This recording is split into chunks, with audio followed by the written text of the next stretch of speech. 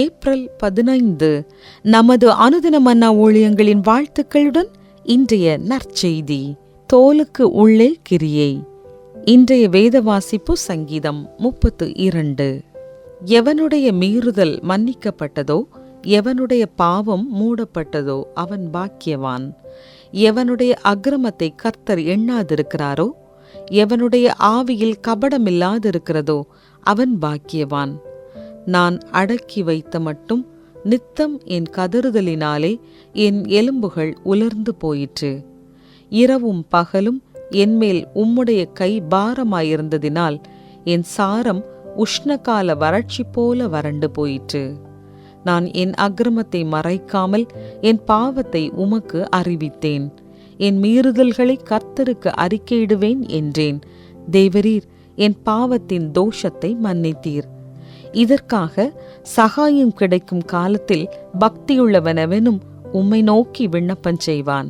அப்பொழுது மிகுந்த ஜலப்பிரவாகம் வந்தாலும் அது அவனை அணுகாது. நீர் எனக்கு மறைவிடமாய் இருக்கிறீர்.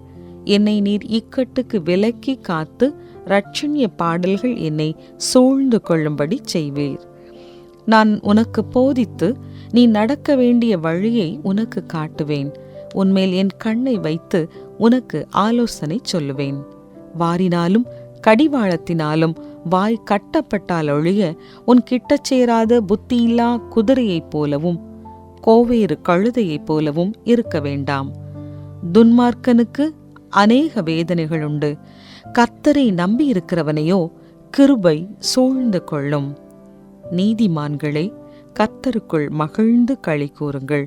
செம்மையான இருதயம் உள்ளவர்களே, நீங்கள் எல்லாரும் ஆனந்த முழக்கமிடுங்கள். குறிப்பு வசனம்: எவனுடைய மீறுதல் மன்னிக்கப்பட்டதோ, எவனுடைய பாவம் மூடப்பட்டதோ அவன் பாக்கியவான். சங்கீதம் 32:1. ஜோஸ் சமீபத்தில் கிறிஸ்துவை ஏற்றுக்கொண்ட ஒரு இளைஞன்.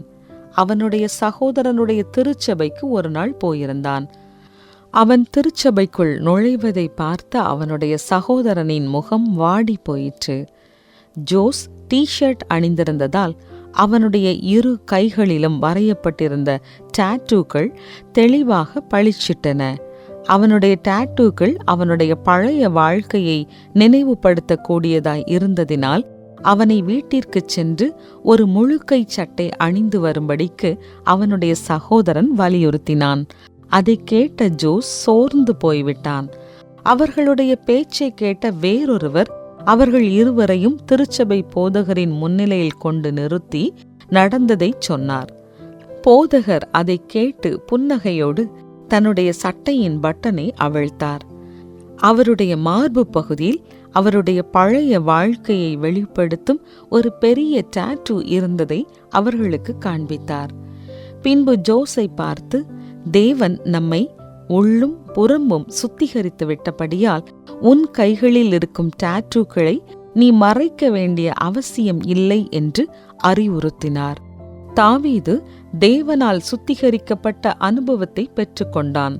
தன்னுடைய பாவத்தை தேவனிடத்தில் அறிக்கையிட்ட தாவீது ராஜா, எவனுடைய மீறுதல் மன்னிக்கப்பட்டதோ, எவனுடைய பாவம் மூடப்பட்டதோ அவன் பாக்கியவான் என்று எழுதுகிறான். மேலும் செம்மையான இருதயமுள்ளவர்களோடு சேர்ந்து ஆனந்த முழக்கமிடுகிறார். பவுல் அப்போஸ்தலன், கிறிஸ்துவின் மீதான விசுவாசம் நம்மை இரட்சிப்புக்கு நேராய் வழி நடத்தி அவருக்கு முன்பாக மாசில்லாதவர்களாய் நிறுத்தும் அறிக்கையை வெளிப்படுத்தும். ரோமர் 4:7-8 வேத பகுதியில் சங்கீதம் 32:1-2 மேற்கோள் காண்பிக்கிறார். இயேசுவில் நம்முடைய பரிசுத்தம் என்பது தோலோடு அல்ல. அவர் நம்மை அறிந்து நம்முடைய இருதயத்தை சுத்திகரிக்கிறார். அவருடைய சுத்திகரிக்கும் கிரியையில் இன்று நாம் மகிழ்ச்சி அடைவோம். உங்களுடைய எந்த கடந்த கால பாவத்தோடு போராடுகிறீர்கள்? மறுரூபமாக்கப்பட்டு கிறிஸ்துவின் மீதான விசுவாசத்தில் சுத்திகரிக்கப்படுதல் என்பது என்ன?